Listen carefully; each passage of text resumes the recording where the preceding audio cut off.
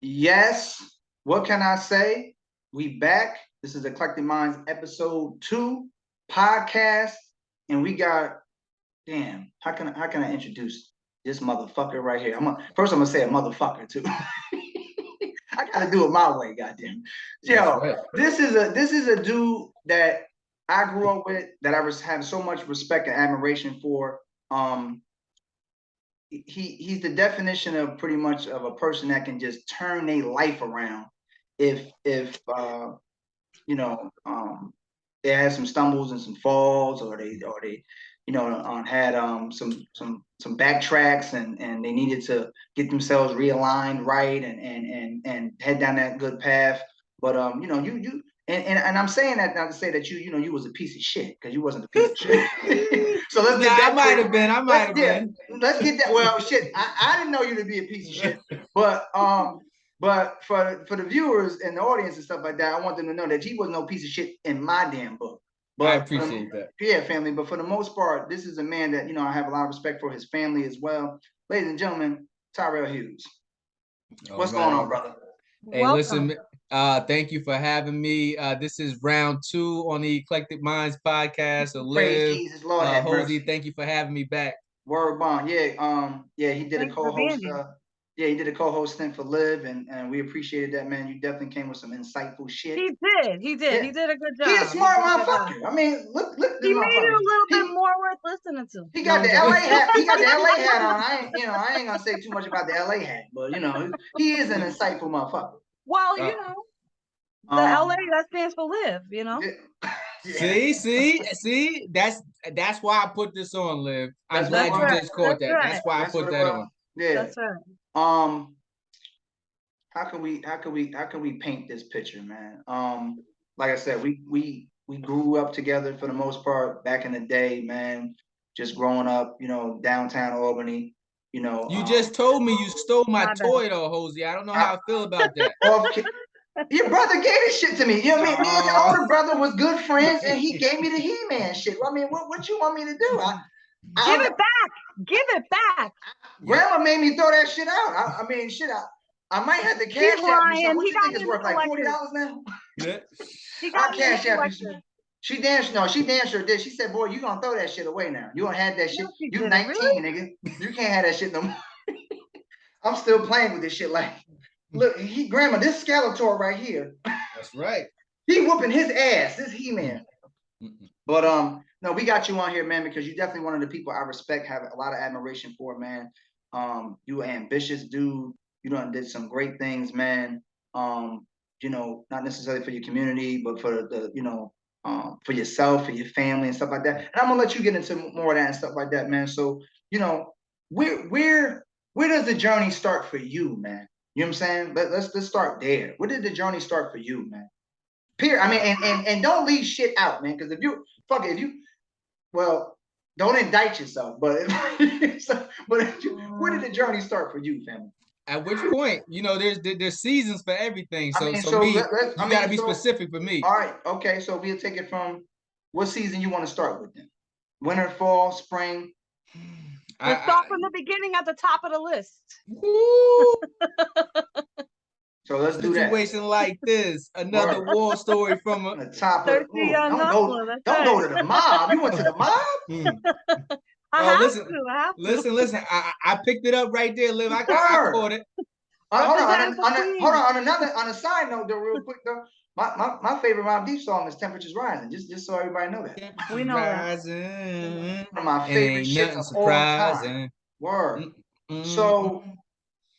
let's say we start from the season of wintertime. It's cold in the winter.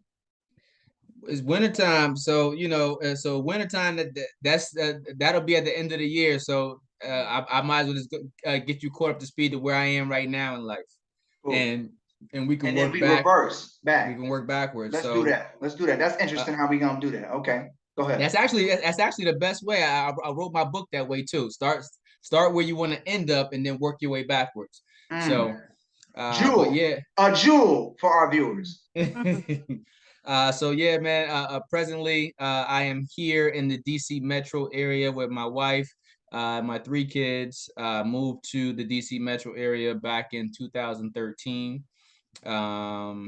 Let's see. My main job is I've been with the federal government for 16 years in October. Damn. Oh, wow. In between Congrats. there, I've run 2 different businesses, one of them which I'm still running currently, which is the Back Community.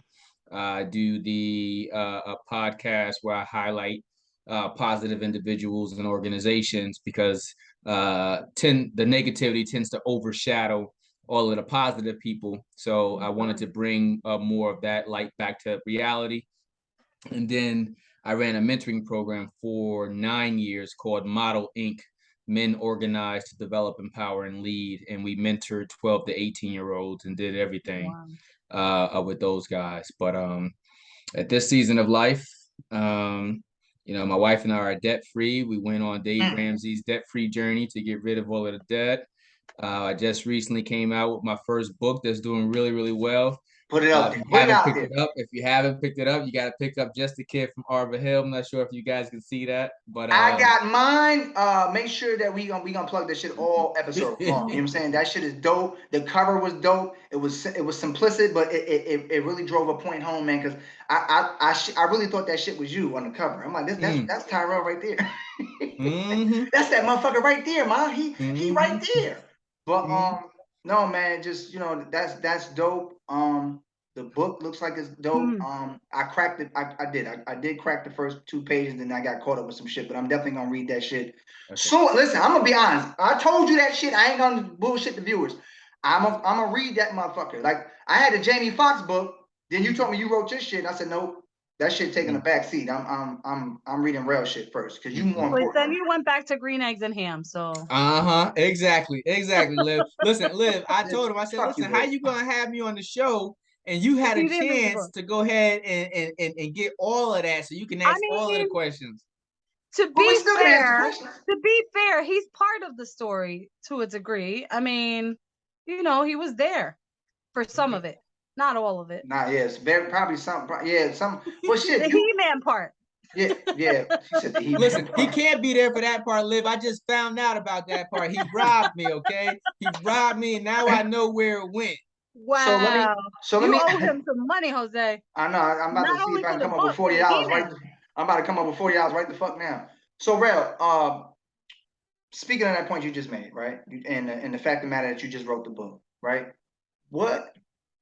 I mean, I even feel like to myself one day I want to share my story because I have my own personal, journey and battles and stuff like that. And I feel when people write and they write a book about themselves and it has an autobiography background and feel that shit can empower a lot of people, especially if they coming from your communities and stuff like that. Was that the angle that made you want to write the book, or what was it? Some self-release shit? Because a lot of people write books also too to release some shit that they got going on within themselves too. So what was the groundbreaking decision that made you want to write the book? So mine was definitely with the mindset of trying to inspire, right? There's 2 different ways you can go when you're writing, right? You can write for yourself, or you can write something that is intended for others.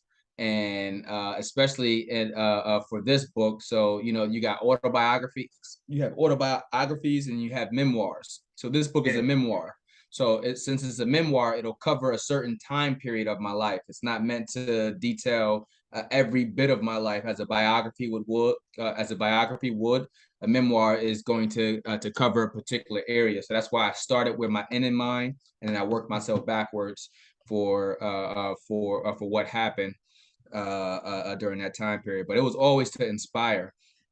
I honestly believe that everything that I've gone through, from the streets to education, to working, to entrepreneurship, there was a lesson in it every step of the way.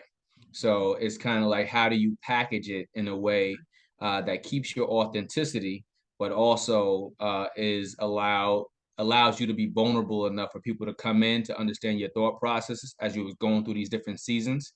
And, how do you leave a roadmap for somebody else coming behind you to figure it out? And what was your favorite part about writing about a particular, like, what made you choose the particular part of your life that you wrote about, and what was the inspiration for it? So so for me, the book starts off at the end of, so the book starts off at the beginning of seventh grade. And for me, I've learned over the years that between seventh and 12th, those are probably the most pivotal years in any young person's life. Everything from peer pressure to self identifying or introspectively understanding who you're going to become. That is typically within that block between seventh grade and 12th grade. You have your experiences before elementary school, but they're not really considered to be mature yet because you're still in elementary school, even though we're doing some mature stuff. But seventh through 12th grade was the focus, because for me that was the start of where everything happened for me. And in seventh grade, I found what gang I wanted to align myself with. In seventh grade, I started hustling. All of these different experiences for me hit there. So that's why we wanted to start there for what was the origins for it. So when you say you started hustling, now everybody, we grow up with community, stuff like that, whatever. You know how this shit go, man. Was it you wanted to look like the dope boy, or was it the damn, you know what I'm saying, we ain't got no food in the house, I gotta put this paper together and shit like that, so we can have a little bit more than what mom is bringing home and grandma bringing home. You know how that shit go, man. You know what I'm saying? What put you down that path at that young age? Because we know, you know what I'm saying, as far as the fact of the matter that a lot of young dudes, 7, 6, I mean, even 6, I know 5th, 6th graders, man, they was hustling. And I even couldn't believe it. He was some of the dudes I was hanging out. I was like, what the fuck is you doing? And why do you have to do it? You know what I'm saying? Like, it's that bad over there? Because you just don't know everybody's story, because they be embarrassed. So they be doing shit. What was it with you? Was it just, shit, I seen such and such with the actor. I want that shit. Yeah, it was honestly, it was common. It was more common to get involved in hustling than it was to find a legitimate job. And like I said, I'm at 12, so obviously I can't even get a legitimate job at that point. So, but it was cool. It was the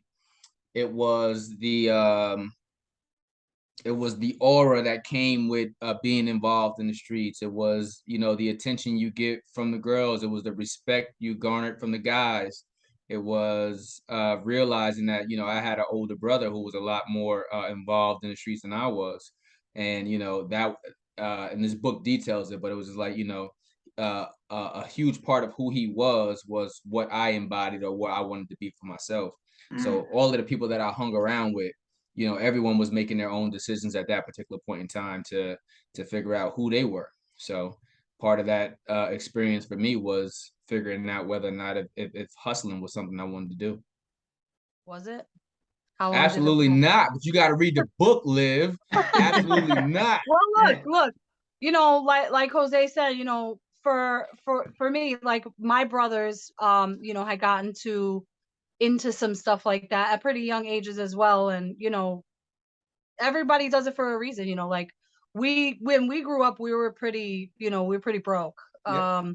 And broke and poor are different. People, like I heard somebody say one time, being poor is different than being broke. A mindset. You know what I mean? Yep. It is. And, yeah, we were broke. We were definitely broke, but, we were rich. We were rich with family. We were rich with values. We were rich with love.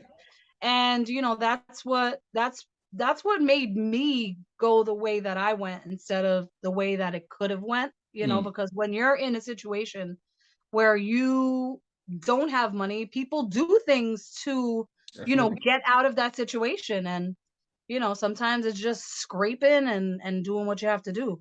But I mean, what changed it for you?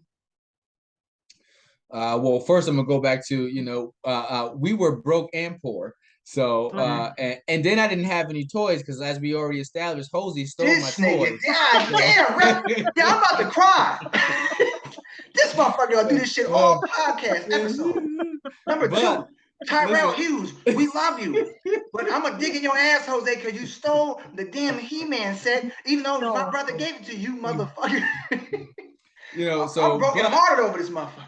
But just like you live, you know, we grew up with a lot of love in my house. So, you know, Dope I family. didn't, you know, I didn't understand how we didn't have until the older I started to get, you know what I mean? Because one, you know what I mean, my mom always made sure we had food, always made sure we had clothes on our backs. We had a stable house. We, for the most part of my life, we lived in one house and then moved periodically. I mean, for a short stint downtown too. So, you know, but for the most part, you know, we had 291 Clinton Avenue was where I primarily grew up at. My older brothers grew up down there with Jose and them down on Morton Avenue. But for me, it was primarily 291 Clinton Ave. But yeah, so you have those experiences and obviously they influence you. But the change came for me, to answer your question, was, you know, after I'm having the experiences, after I'm seeing the ups and downs of what the street life actually entails, you know, it just wasn't adding up for me. And for me, you know, the person that I grew up idolizing and wanting to be, at this point, he's locked up. So, and I'm getting a chance to see that side of life too, not just from him, but a lot of my family members and friends that are actually in there too, and just realizing, like I said, the math ain't mathing. So just like, if you got to do all of this work, you got to sacrifice. I say something in a book where I was just like, you know, the streets is very open arms. It'll take in anybody. All you have to do is sacrifice it all. You got to sacrifice your time. You got to sacrifice your freedoms. You got to sacrifice the freedoms of your family. And you know, I mean, as long as you're willing to do all of that, the streets is accepting of you. But seeing enough of that, I realized that this was not where I wanted my life to end at. So there were different stages or different things that happened along that path. But the consciousness of knowing that this was not what I wanted was pretty apparent early. Anything that you can think off the top of your head that was like the backbreaker, or like these women be saying, that's the deal breaker, motherfucker. Like that you can't be putting your toothpaste in the damn, you know what I'm saying? Anything that was like that was the smack upside your head, like grandma saying, boy, you better get your ass in the house. Like that really was like, yeah, I that think was really like, yo, yeah, I gotta give this shit up. I understand you seen the, not to cut your wisdom. I understand you seen the examples that your older brother said and shit like that, being locked up and this, that, and the third, you know, but sometimes I don't do enough. You know what I'm saying? Motherfucker, you know what I'm saying? But you know, you think like yourself, like, yo, I ain't gonna be like him. I'm gonna move smarter. I'm gonna move quieter. I'm gonna do this. I'm gonna do that. Personally, for you, was it like, damn, no, this shit happened, so I can't fuck with this shit no more? Yeah, if there were two catalysts, I would probably say for me was the year 2000. 2000 was really, really rough for me. That was my senior year in senior year of high school. So leading up to my senior year, that August, there were two killings that changed everything for me. So on August 20th, Twin got killed, and then on August 26th, Smurf got killed. And those two deaths definitely catapulted everything for me. And then maybe a couple of weeks after that, once school started, I ended up getting involved in a situation where I got kicked out of school. And so when I got kicked out of school, I think maybe like a day or two or so, I came back outside because I was too embarrassed to come outside when it first happened. But when I come back outside, one of the guys who I used to hang out with outside, he had made a comment, and he was just like, you know, oh, here go my boy Rel with the jigger, because I got kicked out of school for a knife. So he was just like, here go my boy Rel with the jigger. Oh shit, here go my boy Rel with the jigger. And you know, he was making a joke out of something that was very, very serious to me, because you know, I was school's always been my thing. I've always loved learning. I've always been a nerd. Outside of anything else that I did outside, I loved school. But when that situation happened, he ended up making a comment, and he said something like, you know, he said, so what you gonna do now, Rel? he said, you don't got to go to school anymore. So he said, I guess you can stay out and hang with us full time now. Because, and that Well, when you comment win. alone, I turned right back around, went right back down Judson, went in the house, wrote a rap about it. And I was like, this cannot be it for me. This is not it. I am not going to be on this corner all day, every day. And this cannot end right here for me. So those would be the two things I say really put the fire up underneath my butt lip. That's crazy. It's funny that you mentioned the gods that pass on and stuff like that. I remember a conversation I had with your brother, and he had told me about that shit. You know what I'm saying? That was fam and shit, Smurf. And I was like, damn, you know what I'm saying? I was like, what? And it was like, when we growing up in those environments and stuff like that, it's almost like to a certain extent, we are ignorant to the fact of the matter that this shit can happen to anybody. You always think like, oh, this shit ain't gonna happen. You know what I'm saying? This person is well protected. This person, even if they is in the street like that, whatever that, it can't be them. It can't be that. And then when the shit happened, it's almost like, wow, why the fuck that happened, or how that happened, and it's almost like I had this conversation the other day with somebody, and I said, black people and niggers are two different things, and brown people is two different things. Because black and brown people, for the most part, they always about uplifting. You know what I'm saying? I heard you say earlier that the negative always gets put into the limelight and the positive always gets thrown to the side. And that's true. And the fact that nigga shit sometimes always get put into the limelight. You know what I'm saying? And the positive stuff gets straight. I mean, you can look at it even on social media platforms. It's always the stuff that people, like the drama, that people are more drawn to and attracted to, and all this stuff. And the positive stuff is just water under the bridge. And I say this to wrap this point up. I said that with that type of mentality, you can't change it. People have to want to change that for themselves. You can talk to a person until you blue in the face, but unless they change their ideology, they won't change their movements. They won't change the way they think, and they won't change the things that they do. So, and like the prime example I was saying too about the snitching mentality. Snitching is not somebody shoot my family or kill my friends. Now I'm going to tell the police that they did it. That's reporting a crime. Right. But with that mentality, they think, nah, we can't do that. We got to the street justice, or we got to, no, we just gonna wait, or we can't be telling this, that, and third. That's the shit that has to change in those communities. And I think also too, to change that type of stuff is the fact of the matter that, where you at, and you can shout that out. I'm not gonna tell them where you at, but for the most part, you told them earlier, the differences from where you at and from where you was, is that when you have more black and brown people in a middle class environment, you get that type of positive reinforcement, and those positive things that's happening, man. To be honest, the negativity aspect, you touched on one thing that, I'm just gonna agree with you on. The negativity aspect, I always say negativity is always going to outweigh positivity. One, because unfortunately, as people, we're lazy as fuck. So, we got access to way more information than we've ever had. We've got access to way more money than we've ever had.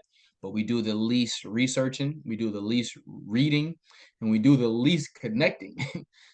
So unfortunately, we always gravitate to the easier thing, and those will be those small snippets, or you see somebody getting smacked, or these people arguing, as opposed to joining in on the conversation that they're talking about, uplifting and motivating. Right. You look at the idols that we have now, or the people that we're looking admiring, right? And the characteristics have changed. You got a Michelle Obama, you got a Cardi B, and it's not to say nothing about Cardi B. I like Cardi B. Her first album is my shit, but it's just a difference. I ain't got no Cardi B albums, but I hear you. Oh, I do. You know what I mean? Listen, I do not discriminate. Listen, I ain't mad that she changed her life and she winning. I'm happy about that. So Cardi B actually has some good morals too. If you really like, I saw her on the Breakfast Club, and she really, that it changed my mind, because like I'm I'm proud anytime someone comes out of New York City, especially like a woman of color. You know, she's Dominican and you know, whatever else she is. And I'm always glad when someone comes out of New York City, no matter what they are or who they are or where they're from. I love that. Go ahead, Liv. Her Go tell them where you're music, from. Tell them where you're from with your funky ass. Go Brooklyn, ahead. There you go. Brooklyn by way of Queens, BQE baby. Mm. No, but you know, I some of her music I like because the beats are catchy or whatever, but it's not really, I mean, I'm old school, you know what I'm saying? So like I like my old school R&B, rap, you know, Motown, you Yeah. know, 60s, 70s, 80s, 90s, all that Okay. stuff. So call me what you want. I'm old school, Shit, whatever. I'm right there with you. So call us Um Boo. so when I saw, you know, when I saw her on the Breakfast Club, you know, that changes my mind because, you know, you get to see what this person's about, you know, like what their morals are, what their, you know, what they care about, and that makes you able to connect more than, you know, fucking WAP, you know what I'm saying? Word. You But ain't never you you know, ain't never lied. You ain't never lied. so yeah, I definitely I like her because of that. But if there was one person that inspired you to make a change, who would you give that credit to, and who would you big up right now? That inspired me to make the change. To make the change, like to change the direction you were going in. Well, I A mean, role model, if you you will. know, if honestly, you know, I would still go back to the core. For me, it would have to be, and I say this too, in the book, you know, at the end, I make a statement to my brother, and I'm just like, thank you for getting your life together. You know what I mean? Because him making the decision to get his life together actually freed me up from trying to live up to that standard that the environment was telling me that I had to. And then my mom, you know, what I mean, my mom, you It know, is. she always wanted more for all of us, for me and all my siblings, right? She wanted all for all of our friends that came around. Shout So out to her, man. yeah, you know, I so love moms, man. She was yeah. great. Sing Jose Repeat. She was what? Shut the hell up with that shit. She gave this shit to me. Motherfucker. He She did it. gave this shit to me. God bless her soul. Baby, if your grandmother need me to talk to her, I'm gonna tell her that I gave it to you because you ain't stealing shit from over here. I gave it to you. So God it bless had her. to be But her, man. It'd have to be her because like I said, she was always an advocate for education. She, as I like to call her, she was always a habitual line crosser. So she would be like, you know, just because this is what they say you should do, or this is what they say you should learn more than what they're telling you you're supposed to learn. And you know, I didn't want to disappoint her, so I've always carried that with me, regardless of what. So you know, I experienced a lot, but I would say not wanting to disappoint her or getting caught up to the point that you know she had to come to defend me or come try to get me out of some situation. That was or always at the back of my mind. So I or would say my brother and my mother. now hold on, because I gotta put this out there. Cause you referencing the brother. You want to throw the name out there? Well, he's quiet, so you know he always tell me. He Tyrell, you know, I don't do all that talking like you do. So you know, so I tend to leave his name out. Okay. But you know, but yeah. So, but I have I'm gonna call him Rel's brother. yeah, Rose brother. Yeah. Yeah, yeah. So But it's the brother. It's the brother I'm thinking of though. it's the yeah, it's the brother you The thinking of. brother. Yeah, it's my brother Anthony. Yeah. Let me just say this. That brother, I've always had a lot of love for. And me and him have our own relationship and stuff like that. And even when I started doing stuff on my journey and path with the comedy stuff and everything like that, always supported, always made his presence felt even at the shows. You know what I'm saying? Like even after the show, like he was like, "Yo, Zay, yo, you killed the." Um, I'm glad that he got his life together too, man. Because at the end of the day, it's like it was a win-win. I'm feeling that even when you just said that and the statement that you said you made in the book, it was a message to him, almost like, yo, since you got you together, it inspired me to do what I needed to do as well because of because of some of the roles, some of the decisions and stuff like that you might have would have made. Yeah. He might have been, he might have been around and he wasn't, able to get his shit together. And I think we all got family members like that, man. You know what I'm saying? You see the potential in them, but the street got a hold of them. Just got a hold of them, and they just like, damn. You thinking to yourself like, damn, why the fuck? Like, do they keep doing the same shit they keep doing and doing this and going back to jail or getting themselves involved in some shit that they can't get out of? Like, why waste their life like that? And it's almost like my grandma used to always say this shit, hard head make a soft ass. Absolutely. And sometimes people, they gotta keep learning. Like sometimes the same motherfucking lesson in order for them to get it. You know what I'm saying? Yo, Loaded Luck, shout out to him. Like one of my favorite battle rappers. He told Hollow the Don one of the realest things I ever heard at a battle when they battled each other. He said, yo, there's nothing up here I can tell you that's gonna hit you harder than life. And that's the truth. Think about that shit. There's nothing you can tell a person. You can sit up there and talk all day to somebody say, this gonna happen, or if you don't, that shit go in one ear and out the other. Facts. But that life shit, you can't dodge that shit. Because when you live in it, that shit, something is gonna either make you, break you, or shake you the fuck up, and you gonna have to make a decision.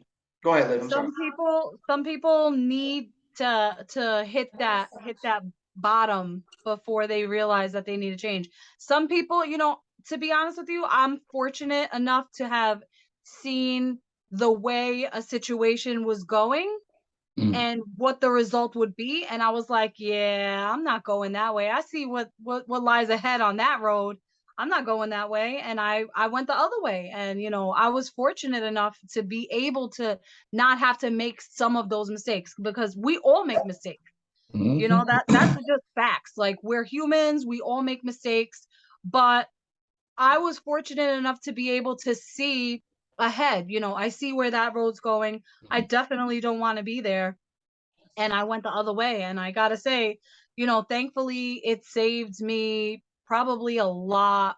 I don't know if I would be where I am today if I hadn't seen those lessons that other people had learned.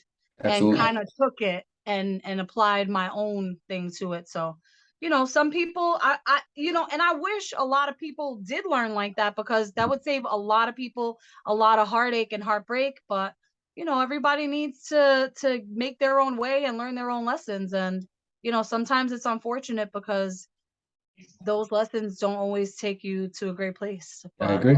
And it helps you to be, what's the word I'm looking for?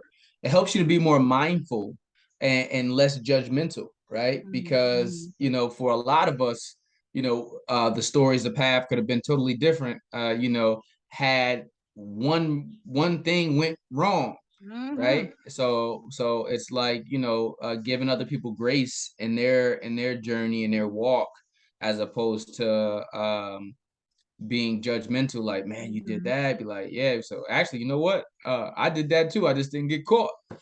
So and I try to preach that to other people. It's just like, because obviously none of us are saints. So there's a lot of things that we could have done that would have changed our lives. So, but it's very important just to be mindful of that. And I think when we learn how to be mindful of it for ourselves, it helps us to interact with other people better.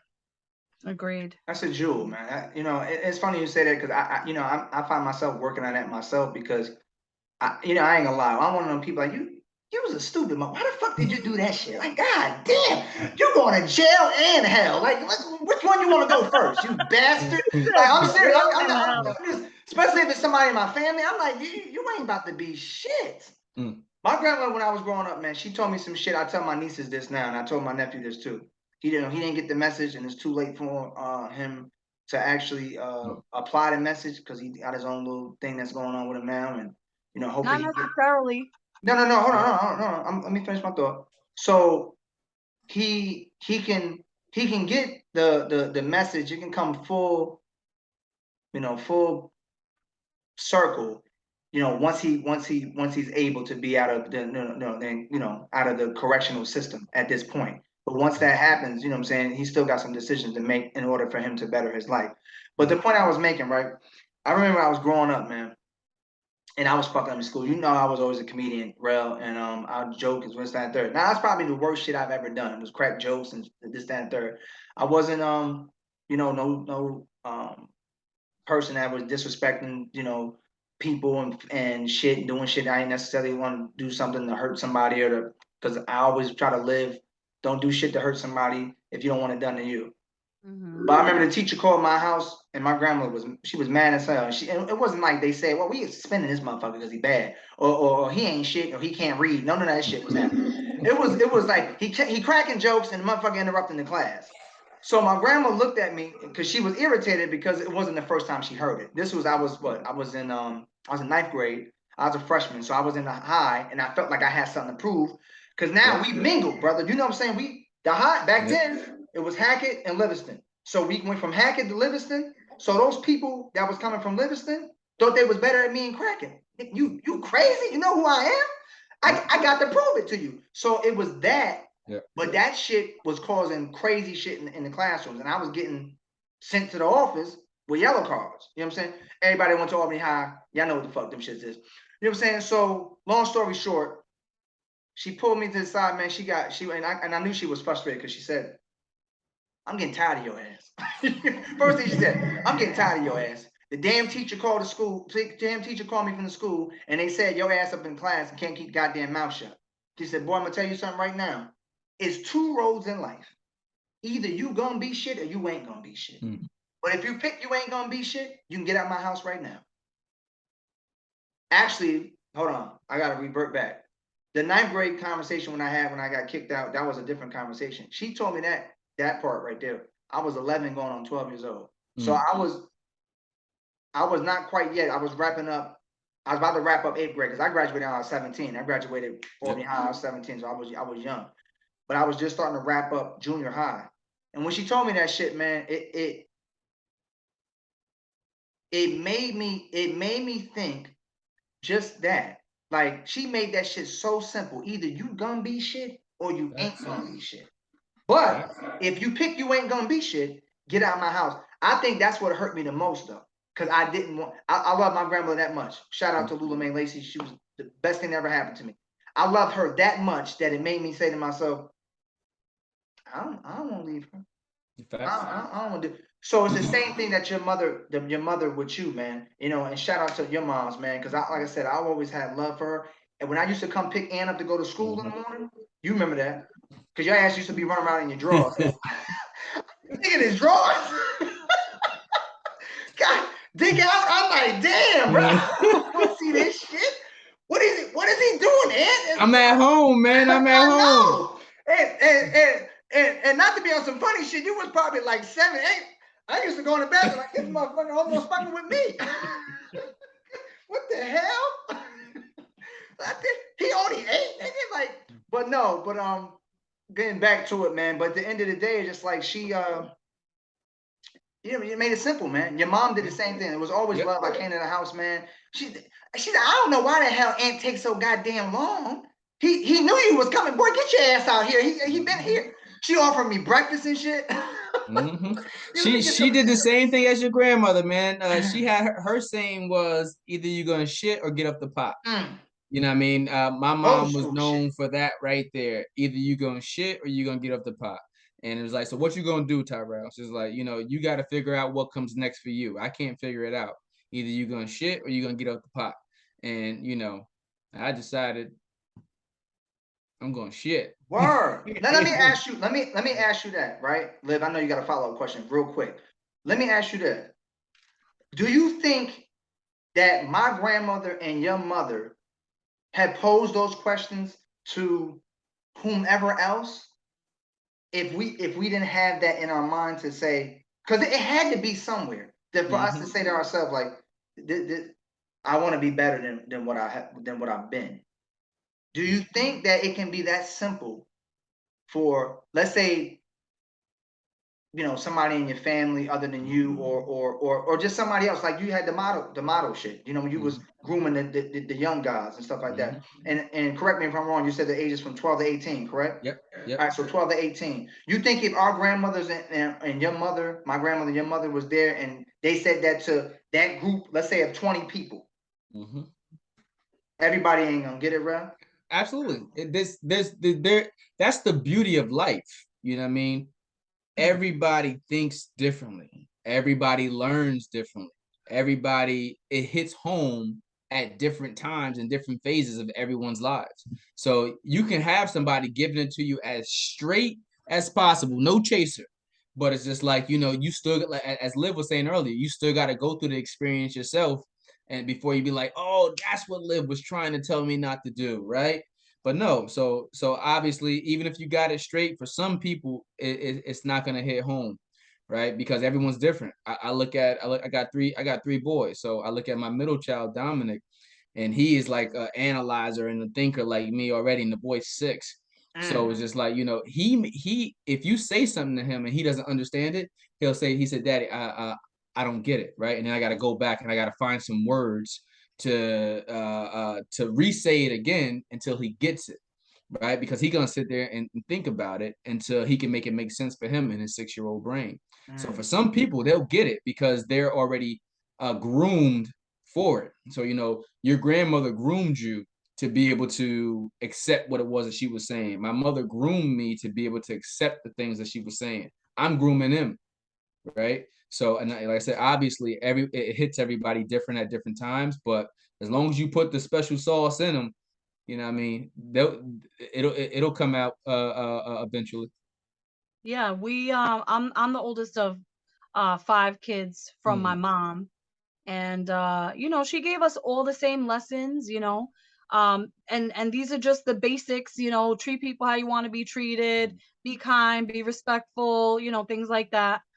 Work hard, don't depend on anybody, get what, if you need something, get it yourself. But yet not everybody got the same message, which is crazy because we grew up in the same house under the same circumstances. For the younger kids, it may have been a little better, but maybe they saw it as it was worse for them.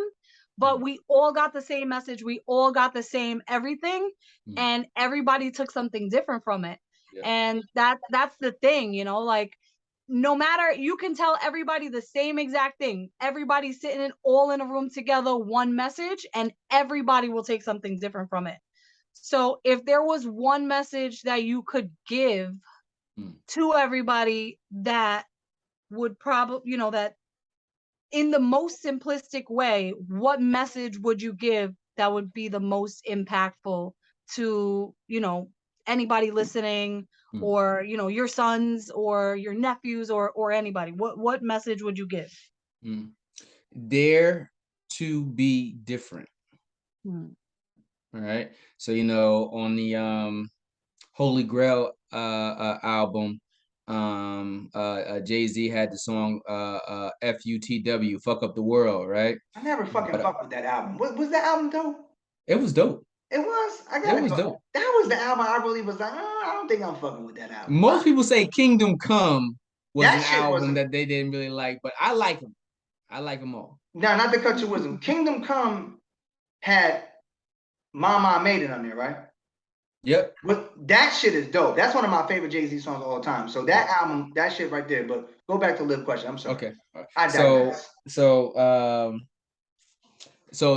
my comment that I would give to everyone, even my own kids, and I actually wrote that to them in the back of this book too. Just like, my only hope for each of them is that, they grow up to be happy, healthy, and whole, whatever that looks like for each of them. But I want them to dare to be different.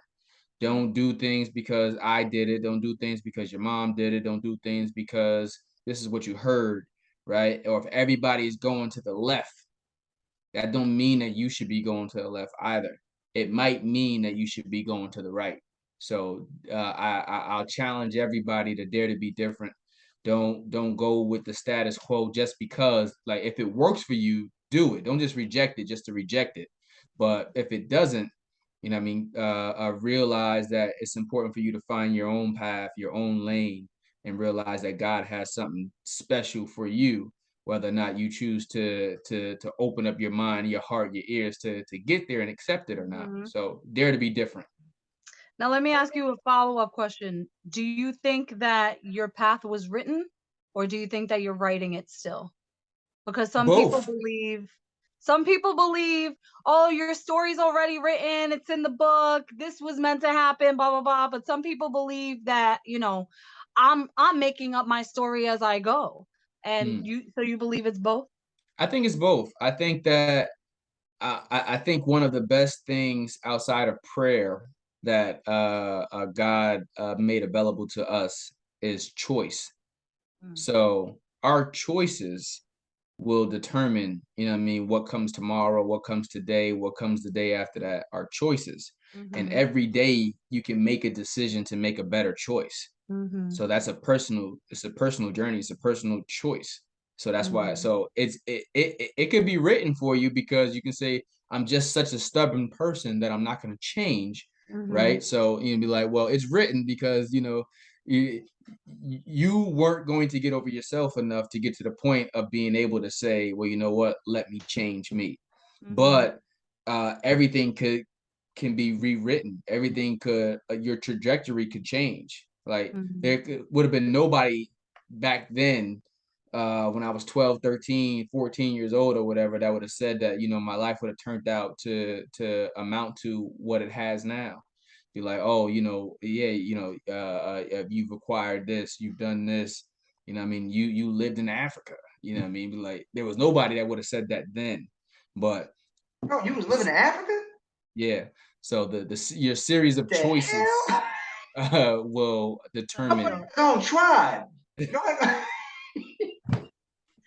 a hundred, he's a Wow.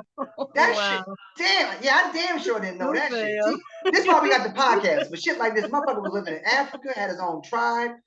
That's crazy. He Balls out started his own everywhere. tribe. He started a tribe with his wife. Yeah, no, that's beautiful too, and that's the perfect segue. I'm gonna get to that. That was because he was talking about the family too. But I'm still on the tribe shit. So y'all was out there naked. I can't stand you, Wow. man. I can't stand you. Wow. Motherfuckers out there naked. They say, You know, yeah, I can't fucking stand you, that yo. shit crazy. Like, damn, Yeah, yo, that's yeah, some real shit, man. To you be know in who used to say Africa, that you too, living in Hosey? Africa. My dad used to say the same thing, yo. He used to be like, he'd be like, yo, he said, yo, so soon as you get there, he said, when you get to Africa, this is what you do. He said, you find the biggest, the baddest tribe, and you go after the person in charge. Mm. He said, that's what you do. I said, man, ain't none of that in Africa. So, y'all don't watch one too many movies Word, about the word. dynamics of that, Yeah. because when I got to Africa and I was in Morocco, so Beautiful. that's It's it. beautiful there. It's beautiful. Now I seen some shit there. That shit is Yeah. nice. Yeah. So, depending on where you are, you're gonna see completely different things. But for me, it was a game changer. And it was just like, it was totally different than what I ever could have expected. But it was the cleanest place I had ever been. Mhm. You know what I mean? And it was just like, wow, I had to come to Africa to see a spot where all of the streets are clean, where Wow. everything is taken care of. And it was just like, Beautiful. it was They amazing. appreciate their shit. That's That's what it beautiful, is. yeah. It's a mindset. You appreciate It this shit. is.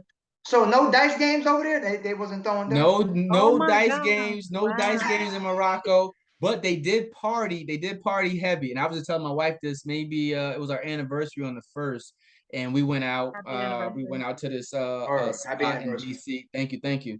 But afterwards we went out for hookah. And I don't really traditionally do hookah, but I was Yeah. just telling her, Me I either. said when I was in Morocco, hookah was huge, and that was back in 2002. Damn. So, and it was just like, I remember when hookah really became Late a to the thing here in motherfucker. the States, but Word. I'm just like, man, they was doing this stuff way back then. So, Word. Damn. Yo, so you touched on it earlier. Liv asked you that question and stuff like that, and you had touched on it.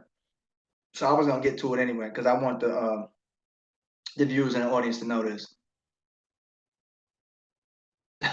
Mr. Tyrell Hughes as the father, as the husband. What does that look like? hmm. What is that? But because I mean, because listen, we gotta be honest with you. I can already tell and look at you's a parent. You ain't just somebody out here just fucking and had kids. You's a parent. You know what I'm saying? Just by the stuff that you said about earlier about your son and stuff like that, and how you reiterate stuff so he can understand what you're talking about, stuff like that. That's parent shit. That ain't go play with your phone, motherfucker, in the room and leave me the fuck alone. That ain't that shit. You know what I'm saying? You's a parent. You's a husband. Explain what that is to our viewers and audience, because I know everybody falls short, but I want to know what that looks like, man, in your household. It looks like a lot of grace, a lot of apologies, and a lot of love.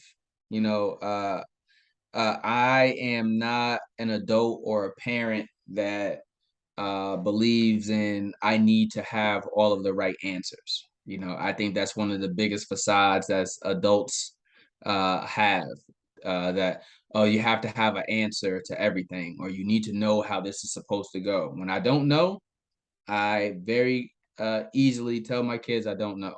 I tell my wife I don't know. I don't have this masculinity issue where, I need to be the person in control or right all of the time. When I don't know, I'm happy telling you that I don't know.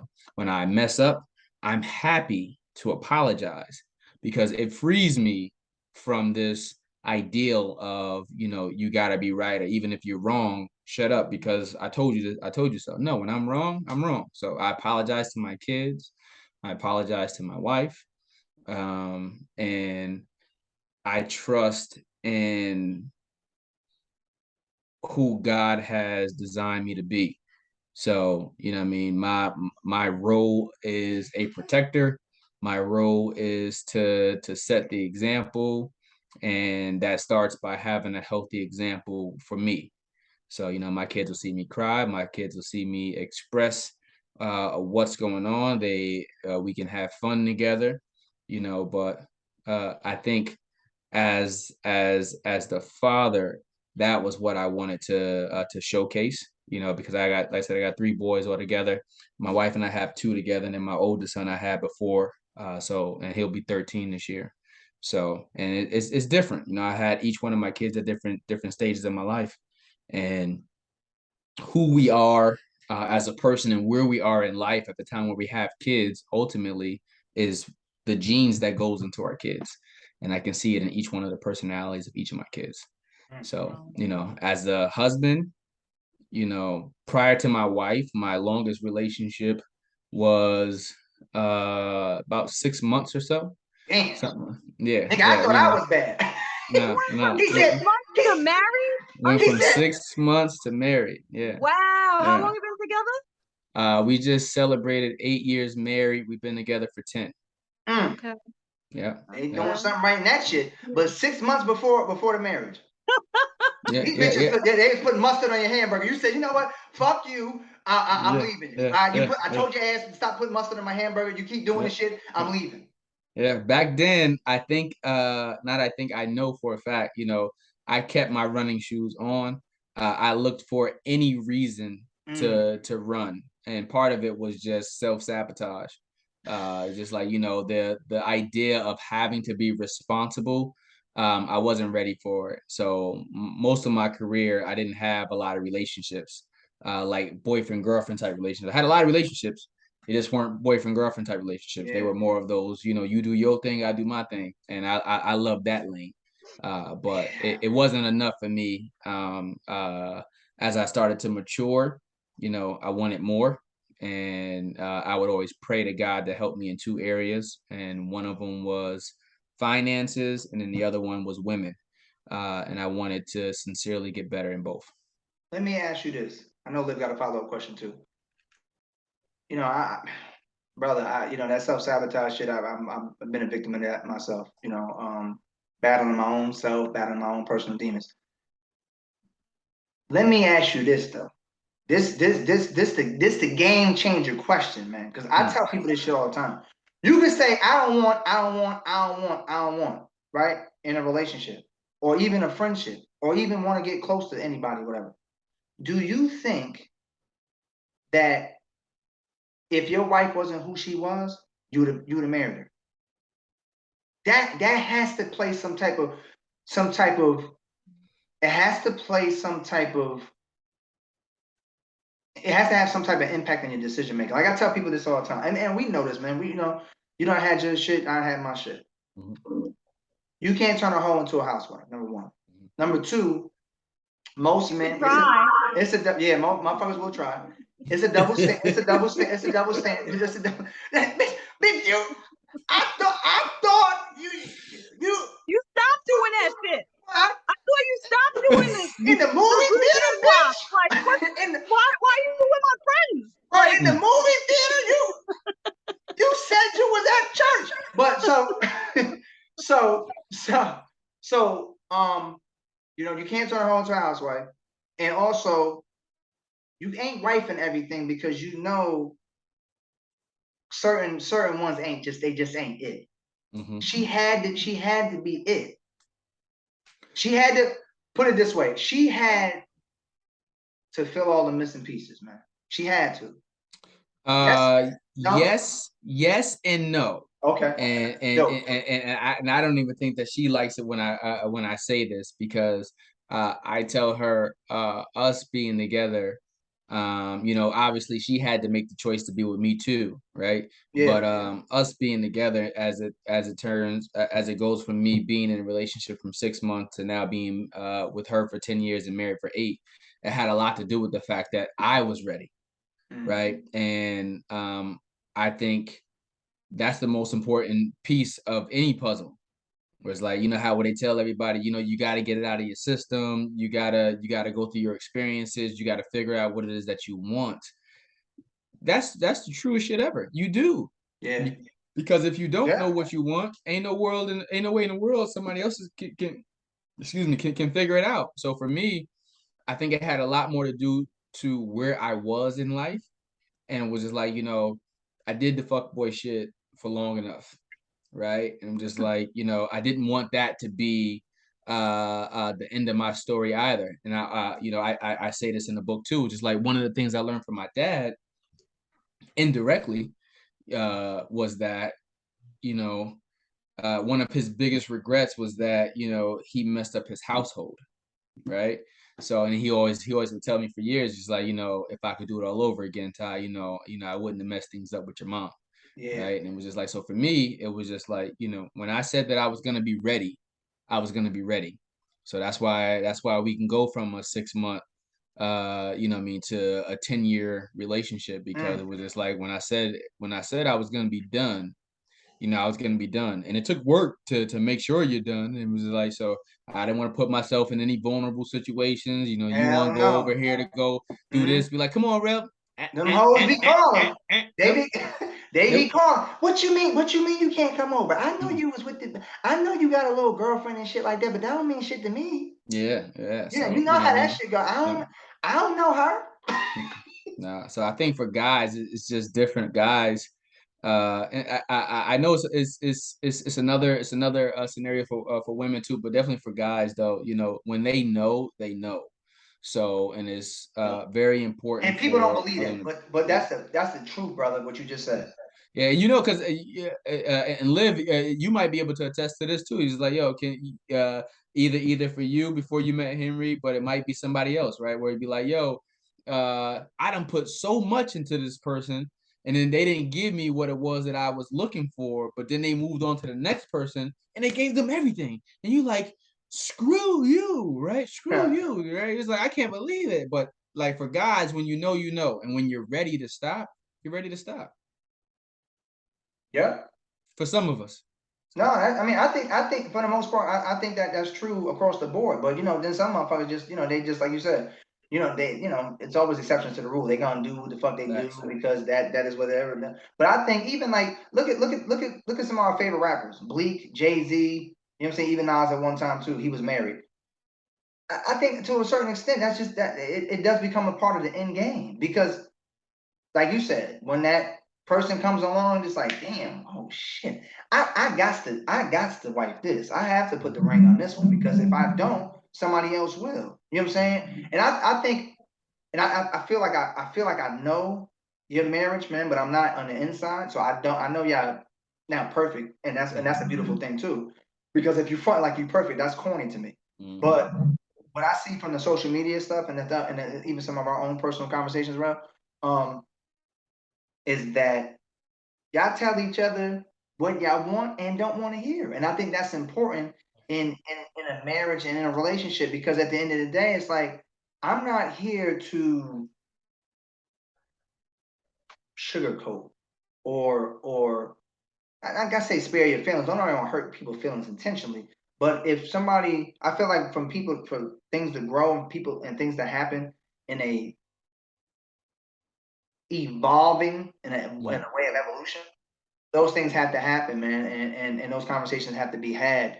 And I think that it makes the relationship and the marriage better. I mean, I look, agree. 6 months to motherfucking 10 years. That that's a gap like a motherfucker. Like that that shit that shit is like, damn, like how long was your long? Usually somebody say some shit like, yo, I was in a relationship for my longest one was 3-4 years. This motherfucker said 6 months. Yeah. She's fucking the burgers up. She can't make Deuces. she can't make macaroni salad. Mhm. The sweet potato pie was trash. Like her ass, I ain't talking If to you her. said something to me the wrong way, deuces. You know, But that's real shit if though. you didn't respond a certain way, deuces. I mean, it's Are you? like, listen, Are you? Are I you? knew I had a problem. Like I said, Bro, so that's you why ain't. when I had to pray for those two areas, because it really just got so bad that it was just like, holy shit, Tyrell, you're really not gonna give anybody a chance. You're not even gonna give yourself a chance. Chance. Yeah. So, you know what I mean? Yeah. Um. I did this the last interview. So I want to do this with you, this interview, before we wrap this one up. I got some word association, man. Okay. So I want to throw out some words, and I want you to say the first thing that come to mind. Oh, this is gonna be good. Yeah. Growth, Needed. street, Fuck it. family, Love it. testimony. Be thankful for it. I'm gonna use one of your words. Grace, Be patient with it.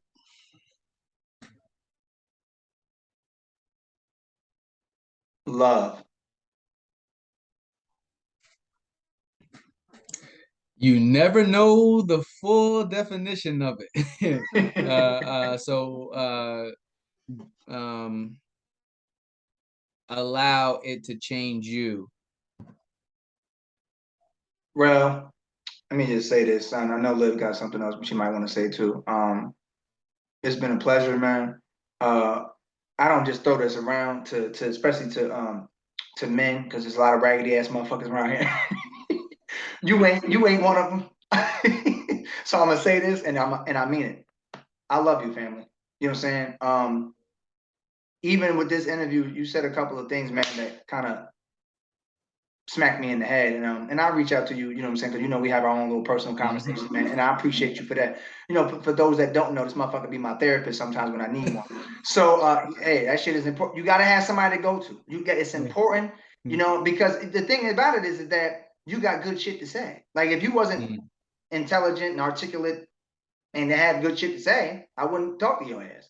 And But that's feel one of the free main to reasons. literally slap him in the head once in a while. Yeah, yeah, He needs it. yeah, yeah, Liv. But it's a pleasure, man, having you on here. I want you to plug the book, plug everything else that you got going on right now. Your social media and stuff like that. Once again, my book officially dropped on September 2nd. But we started pre-orders on June 15th. The book is doing really, really well. I appreciate all those who have purchased already. For everyone who's already finished the book and given me all of their reviews, it lets me know that it did what it was intended to do. So you can go to our website at the back community.info. You can find me on Instagram at the official Tyrell Hughes. You can find me on Facebook, all of those social media platforms at the Back Community, BACK Community. Not black. A lot of people say the black community is back. So the Back Community. Yeah. But yeah, man. Yeah, I really do hope, especially for a lot of the listeners and viewers on your podcast. I know this year you guys started to incorporate video, which is dope. You know what I mean? So, but yeah, be sure to check out the Back Community Podcast, also streaming on every platform, also on YouTube as well. And you'll find a lot of dope individuals that are doing some positive things in the world. Yeah. Like I said, man, I appreciate you for And coming. I love you too, Hosey. Yeah, I know as men, I appreciate. I know as men, a lot of times you don't hear that word thrown Yeah. around enough. But as I told you, I do the same thing with my boys because it is important Word on. to let go of any stereotype that we were taught. And Word. I Especially love in you our too, community. brother. Yeah. I'm proud of you. You still have so much more to share with the world, and the world is waiting on you. I appreciate it. Liv, you got something you wanna? Thank you for being here. Good luck on your success of your book and whatever else you continue, you're going to continue growing and shining. So, just keep us posted. Let us know if you need anything from us. Blessings to your family, and your wife for being the longest person that's been with you. Woo! Sometimes it's hard, but, and then, you can find us as well on all your podcast platforms, YouTube, Eclectic Minds Podcast, Facebook, Instagram, Eclectic Minds Podcast. Email us, eclecticmindspodcast2019@gmail.com. And, questions, comments, topics. If you have someone you want us to interview, let us know. Yeah, and shout out to Liv too. Yeah, you've been she's like the